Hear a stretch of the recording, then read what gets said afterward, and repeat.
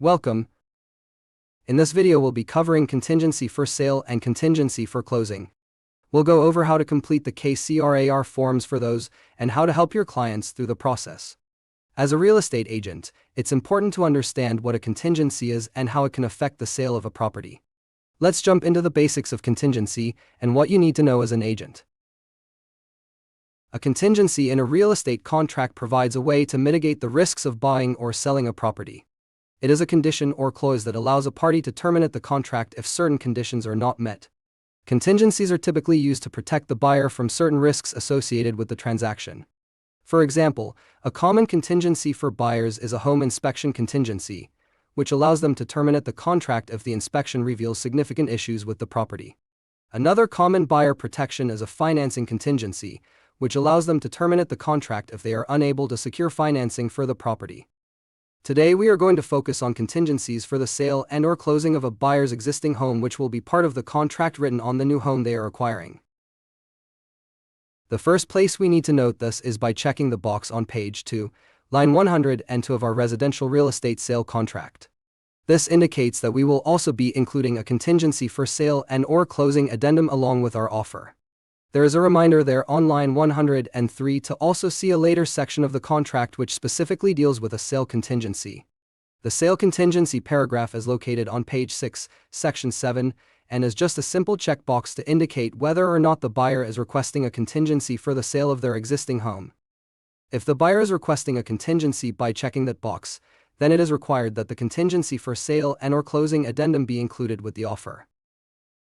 We will move on to the contingency for sale and/or closing addendum now. Here in the seller, buyer, and address sections we are just going to mirror the information we put in the residential real estate sale contract. On line 7 we are going to insert the address for the buyer's property that needs to be sold, for which the new contract will be contingent. On line 9 you will list the brokerage that is listed or will be listing the property. This may not be us if a buyer is relocating to our area.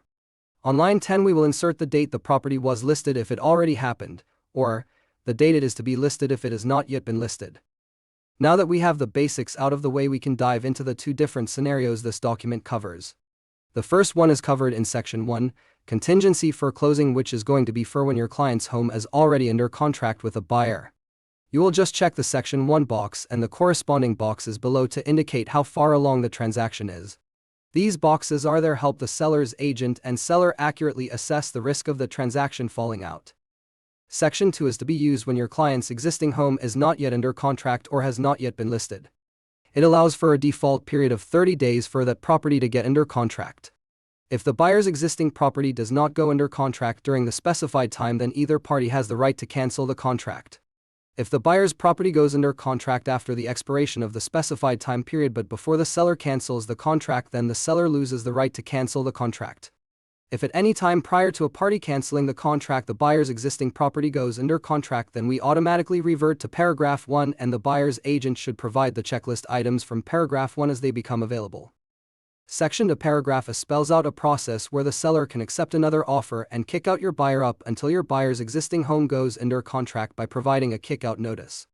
In the event the seller exercises this option, your buyer will have 48 hours, unless otherwise specified, to either get under contract or remove the contingency by providing evidence from a lender that they can qualify without selling the existing home. If your buyer elects to remove the contingency, it is important to note that their earnest deposit then becomes non-refundable. If your buyer is unable to get under contract or to remove the contingency, then the seller is able to cancel your buyer's contract and proceed with the backup contract at the end of the 48-hour period.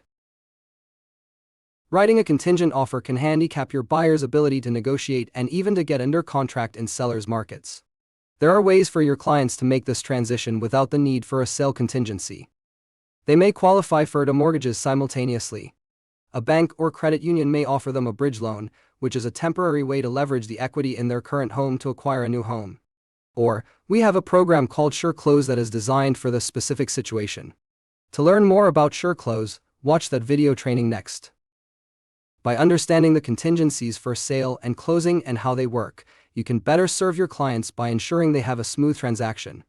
Thank you for joining us for our video on this important tool for Realtors.